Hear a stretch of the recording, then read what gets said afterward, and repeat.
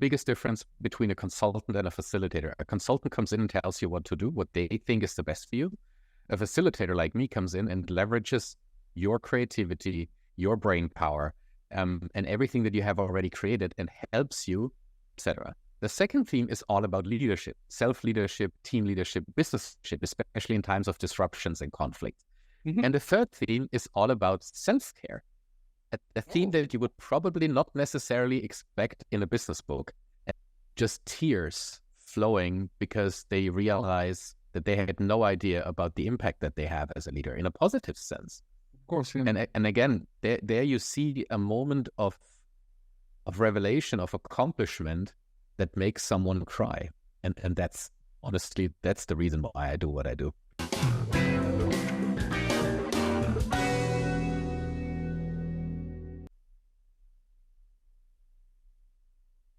So, ladies and gentlemen, welcome back to Monday Talks. Today, all the way from Vancouver, Canada, we have an amazing guest, Alex Brueckmann, right? Wonderful. Thanks for having me, Daniel. Well pronounced. Amazing. I tried very hard. Well, ladies and gentlemen, strategy facilitator and the executive thought partner. That's how Alex describes himself and what he's interested in, and talks about growth, impact, strategy, leadership, and executive development. So get ready for an insightful, inspiring conversation with Alex Brueckmann. And don't forget to subscribe button and hit the button to stay tuned for more empowering episodes on My Monday Talks. So let's start from the very, very beginning. How about you, Alex? Introduce us to who is Alex? It's a very simple question, yet it's very difficult to know where to start in the journey. Let me start by saying, from a professional perspective, my journey did not start out in a straight line. So my background is in music journalism. I worked several years as the editor-in-chief for various radio stations, magazines, news agencies, until I realized that this is not what I wanted to do for the rest of my life, which was the moment I decided to go back to university and study business administration, which was probably, there was nothing farther away from what I loved at that point in the business administration. But I figured that it would be an opportunity to open up a new career trajectory, given that business administration is an extremely wide field and there are tons of different opportunities once you've worked your way through university, which is what I did. That I ended up starting out in the strategy field was a bit weird because I was not very intrigued by the subject in university. But once I was exposed to real life business strategy, working with a company that had thousands of employees and also management consulting companies involved, and all of a sudden it became real, you know what I mean? And I fell in love with it, and that has stayed with me for the rest of my career so far. What about Alex the person?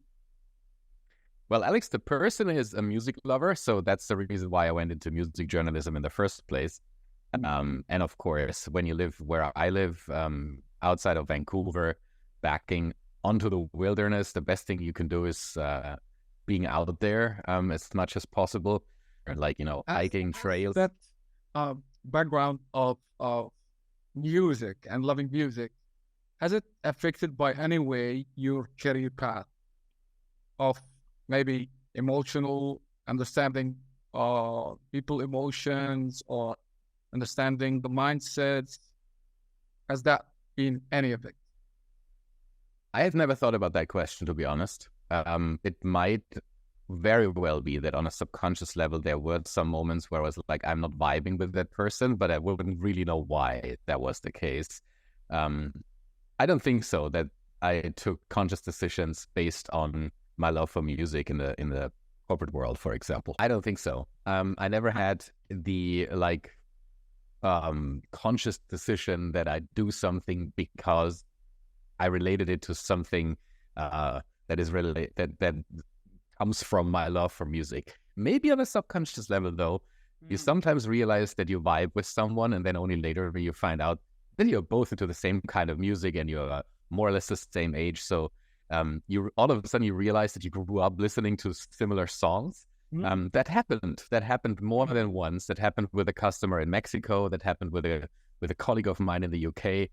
And that is always very intriguing because all of a sudden you realize, and you know that obviously from the start, that this is not just a customer, this is a human being.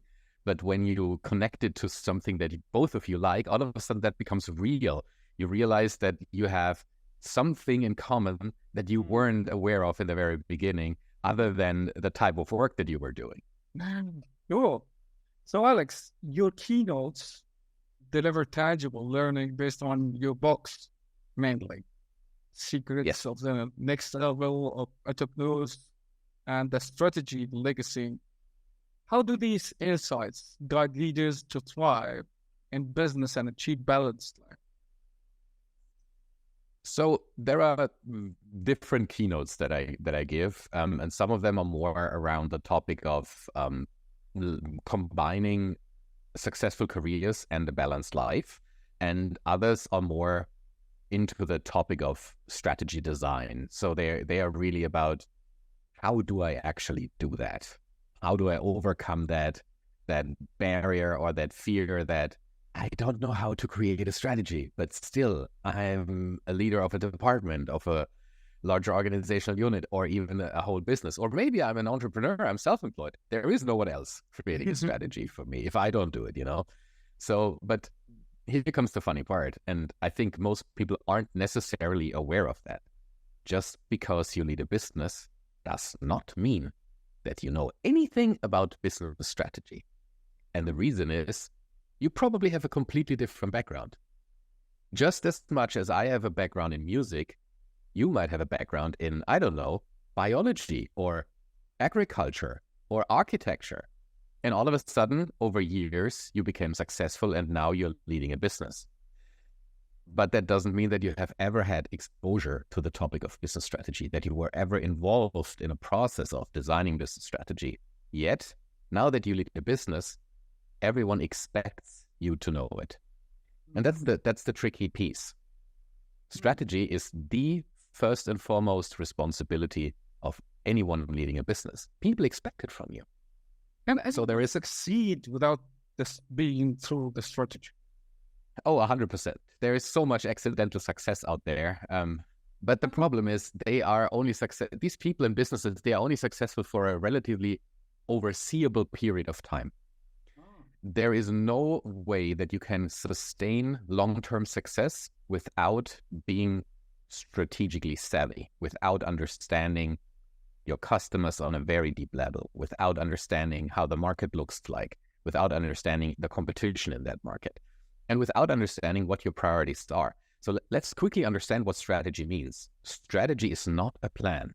That's even I sometimes say that, but it's actually something entirely different.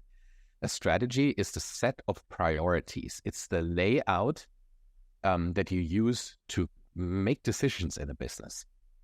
So, for example, very tangible, if you have 2 or 3 investment opportunities, which one do you take? If you do not have a clear strategy in place that guides you, let's say, the next 2 to 3 to 5 years, then there is no way you can take a proper business decision. There are even people saying a strategy is something for the next 12 months. Your big goal. Yes and no. If you only run on 12-month increments, you miss the longer term picture. And then all of a sudden you hit a wall and you don't know why. So strategy is understanding your environment. It is understanding the competitive landscape, and it's understanding how you win in your chosen marketplace. And once you do that, once you understand those 3 to 4 to 5 top priorities that guide your decision-making, you can take that strategy and translate it into plans, into planning, if you want, and then into individual targets so that everyone in the end understands how they are contributing to the bigger picture, to the strategy. So that's what I help business leaders understand in my keynotes, how to do that. And in the end, yes, it's about winning, whatever that definition is. Winning has different notions for different businesses. For example, if you have a for-profit organization, winning can mean selling more or increasing your market share. But winning can also mean something entirely different, depending on what type of business you run. If you run a not-for-profit, or if you run a impact-driven business, then the impact that you make out there is probably more important. The change that you create is probably more important to you than bottom line profit. So when is the right time to think of strategy? It's like, is it too late? Like someone finds themselves successful in doing what she's doing, or in as an entrepreneur, or building up his own startup. Well, after 2 years, is it loud? He lost it, or he can just like build up the strategy whenever it's necessary, or when it's really the perfect time. I know at the beginning it has to be all set, but sometimes this is not the reality. It's like, you're totally right, Daniel. Very often this is not the reality. We stumble into opportunities very often. All of a sudden you're like, oh my God. For example, during the COVID-19 pandemic, a lot of people took the opportunity and built their own businesses. They started a venture. They lost their jobs, their corporate jobs, or whatever it was, and they had to make money somehow. So they started their own businesses. You don't have time to sit down and be like, okay, let's be strategic. Let's go through a strategy process. This was about putting food on the table, paying your bills. So, but once you're in calmer waters again, this is a really good moment to think, okay, what have I learned over the past few months, and how can I be more strategic about the future of my business? How can I carve out a unique niche in my industry where what I bring delivers real tangible value to people that need it? And that is a very good question. When is the good point? When is the right point in time? I would say the best time to create strategy was yesterday. The next best time is today. It's relatively simple, a bit philosophical, but that's actually true. The worst thing that you can do is just plod along because you were successful. Past success is the biggest enemy of future success because you become complacent. You think, hey, it's always going to be that way. I have seen thousands of people lose their jobs because management and leadership was exactly acting like that. They were always referring back to the good times, and they were always trying to reinstill the good times.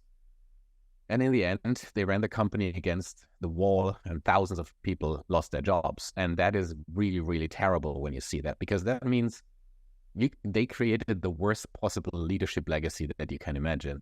Whenever I think back of that company, I think of leadership and how they ruined the lives of so many people because they didn't live up to their responsibility as leaders.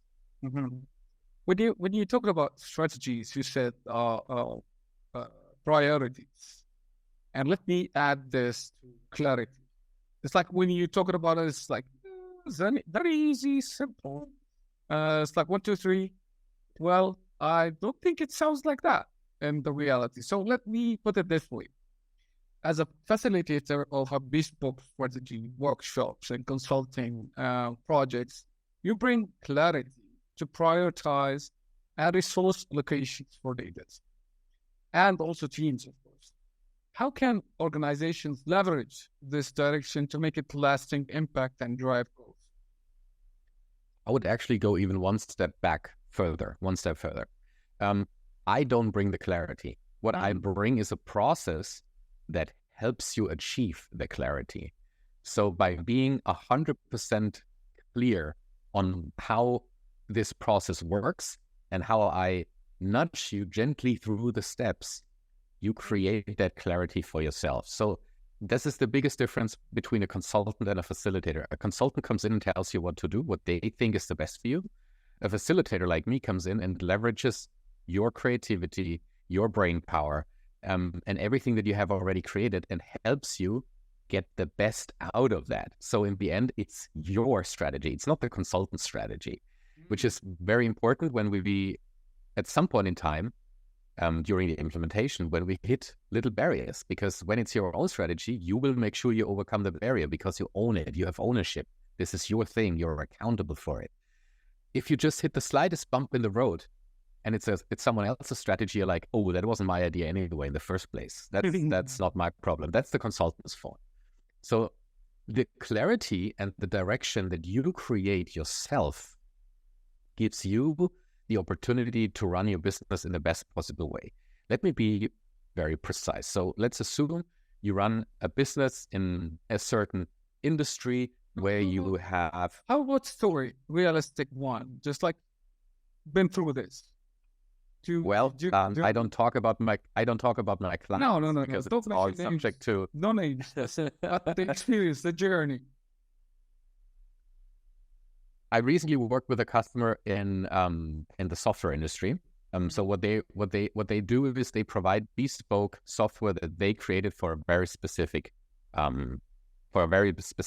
issue that clients face around their financials. Mm-hmm. So they basically help their clients recover money that is theirs, that they don't know is theirs, which is a very interesting concept. Mm. So this company came together for the very first time after a few years of high growth and strong success, because they realized that if they continue like this, they might be successful, but they're definitely not going to hit the growth targets that they have. Because they realized now that they have around 100 people, everyone was kind of doing the same thing, but kind of not. So they're not pulling in the same aligned direction. They realized that the money that they had to invest into the business, everyone was pulling for the same resources, and they couldn't fund everything that people wanted to do. So they needed to have a clearer decision-making process. So what are the criteria that actually decide whether the money is being invested in A and not in B? Mm. And then they realized, okay, we don't have a guideline. We don't have a framework for that. What, by the way, is that framework? That framework is your business strategy. So they came together and they decided what their priorities were over the next 18 months. And that is a super powerful concept, because all of a sudden you can go back to your teams and can say, we as the leadership team, we sat together, we said over the next 18 months, those 3 things are our priorities, and that's where all the money goes into. It doesn't go into D, E, or F priorities. It only goes into A, B, and C priorities. And that was extremely powerful for everyone in the business, because all of a sudden they realized, oh, wait a second, what does that mean for me now? Okay, if I don't get money for that project here, how can I best use my role to support the priorities A, B, and C? So they aligned the entire organization around what they wanted and needed to achieve over a certain period of time. And as a consequence, everyone was rowing into the same direction, and that boat picked up speed like crazy. What was your role within this? My role is to facilitate the whole process of bringing the people together and helping guys that never created a business strategy before create that business strategy. And there's a huge difference between going into a business and telling them what to do versus going into the business having no idea about the business whatsoever, because it's not important. Yeah. I work with pharma, with automotive, with tech, with telco, with industrial manufacturing. I work with all different kinds of industries, including banking and you name it. Mm. They don't hire me because of my subject matter expertise. They don't hire me as a consultant. Mm. They hire me as someone who can bring a team of people together and align them around what they think needs to be the future. So there is a business process in it, like it's about business, but it's also about bringing people into a room, having a conversation, and then even if they disagree on many levels, making them agree and commit to something. Mm. And that is the power of facilitation. That is something totally different than consulting. Mm. And if you're able to bring people into a room that have very different opinions once they come into the room, and when they leave the room, they leave arms in arms and fully aligned on what they want to achieve, that is just the best possible outcome for any leadership team. Oh, all right. So let's go back to your book of Secrets of Next Level Entrepreneurs. It provides hyper-specific and actionable advice of business for business leaders. What are some of the takeaways that have resonated with leaders and made notable impact in their leadership journey? This is such a great question, Daniel, because honestly speaking, the answer is probably a bit surprising. The book has three different themes. Theme one is about essential hard skills that business leaders need, from knowing how to create a strategy to understanding strategic pricing, etc., etc. The second theme is all about leadership, self-leadership, team leadership, business leadership, especially in times of disruptions and conflict. And the third theme is all about self-care, a theme that you would probably not necessarily expect in a business book. And this is exactly the theme that resonates the most with leaders that read the book and entrepreneurs that read the book. Because honestly, everyone who leads a business knows how easy it can be to forget yourself along the process, along the way. And that chapter, that theme, which consists of three different chapters, that has resonated a lot with people who read the book cover to cover. And some people just buy the book because of that, and they only read that part, which you can do because the chapters are independent of each other. You can read Secrets of Next Level Entrepreneurs from the back to the front if you want. So the chapters are independent of each other. The themes are independent of each other. Of course, there is a red thread, but if you are into understanding yourself better, your mindset better, how mindset can help you to achieve life balance, and how you need to understand yourself on a deeper level to actually become long-term successful as a business person without forgetting yourself on the way, then you just read that third theme. Okay, let's go back to the self thing, self-awareness and self. Alex, and say, what makes Alex cry? Well, honestly, no way.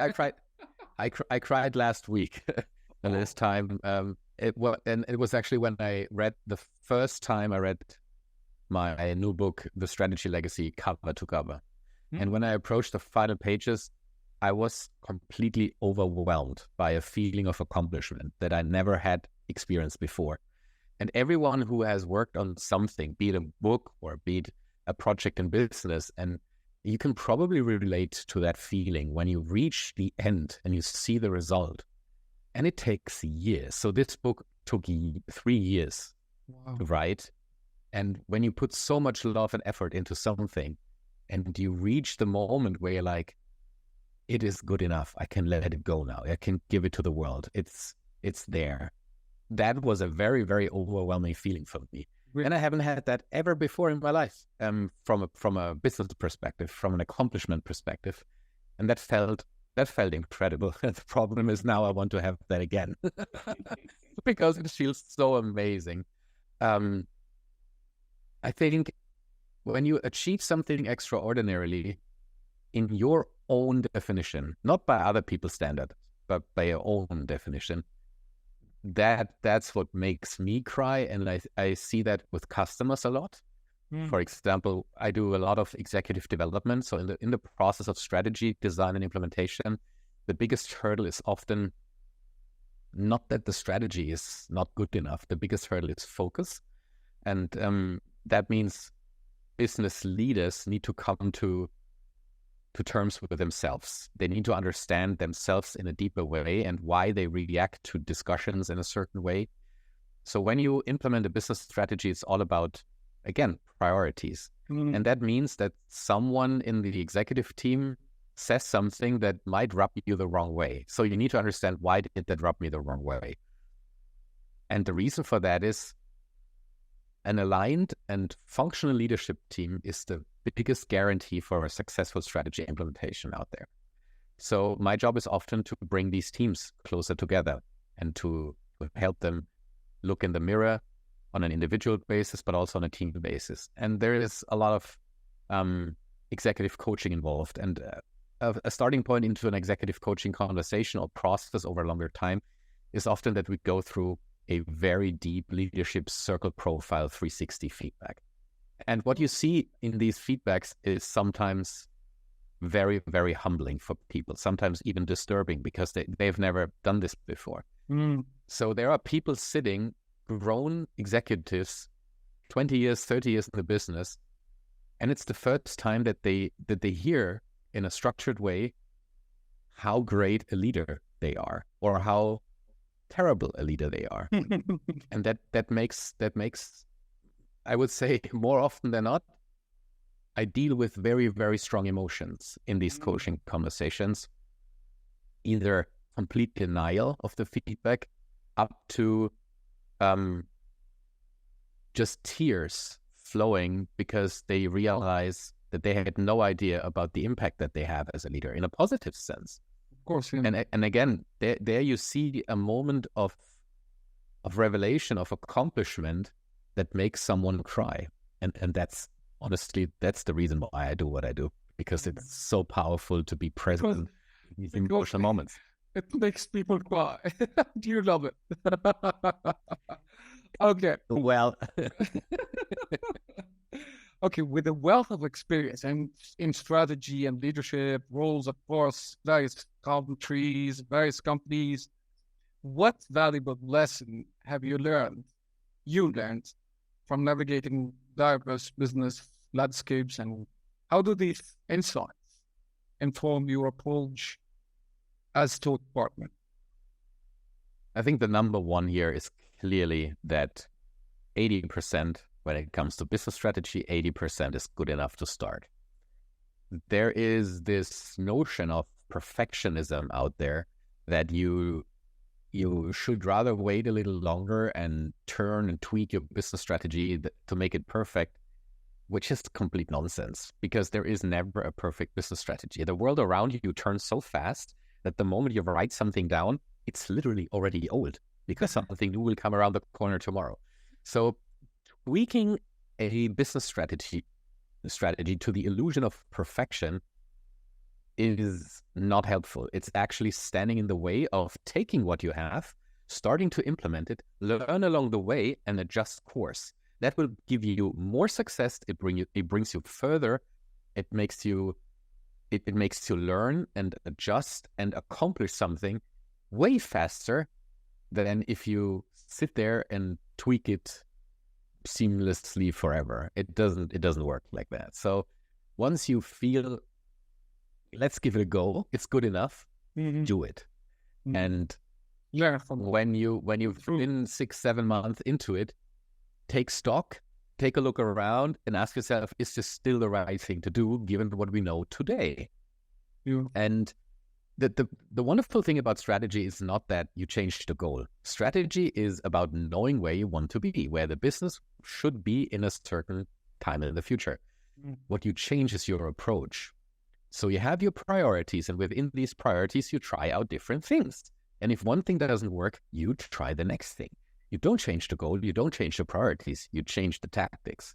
And that's the difference. And that's what many, many people don't necessarily intuitively understand, that there are these three layers between, let's say, a vision, what the business should look like at some point in the future, how you measure that you get closer to that vision, and what your priorities are to get closer.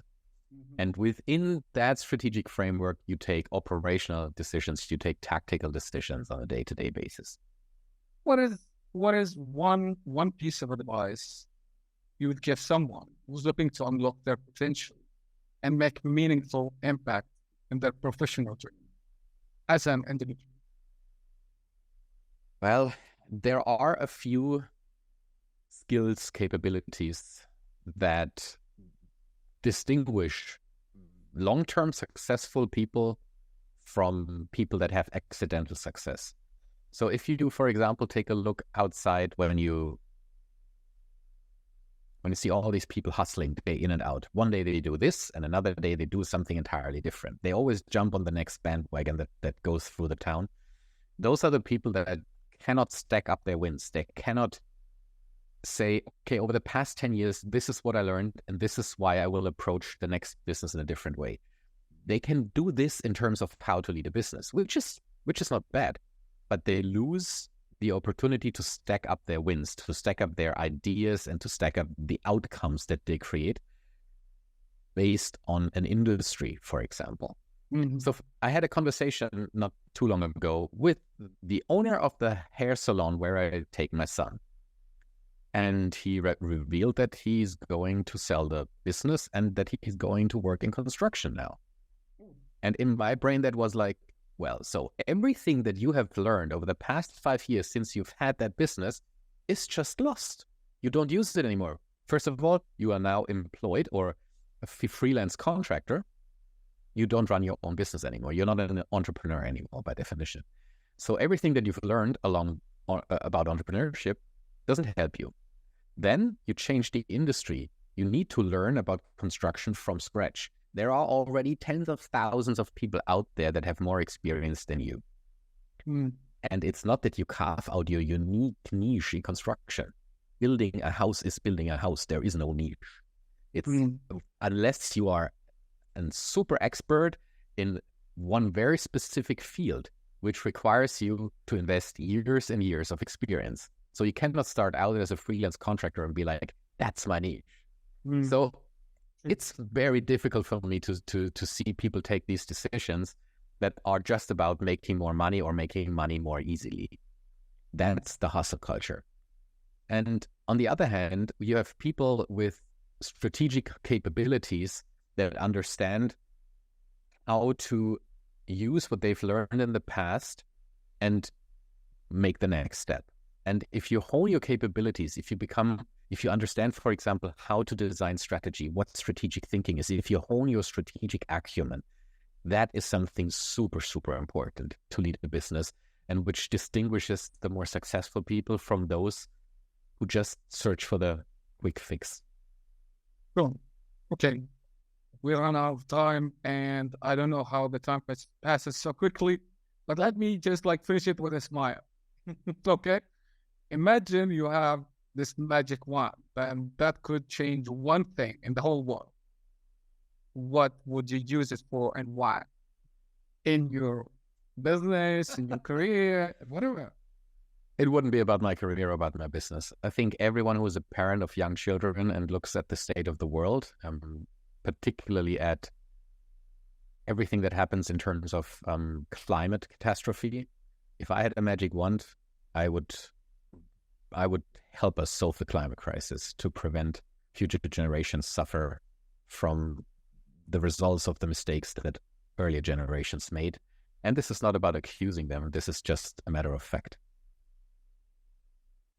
Thank you very much, Alex. It was really just I never knew when we started and how we reached there, and it was so smooth. Thank you very much for being my guest. Thanks, Daniel, for having me. I appreciate the conversation. Thank you. And for your audience, Alex Brueckmann. He's an amazing guy to be connected with. He's very insightful. Highly recommend it. And please stay tuned with my Monday Talks for more great minds, great stories.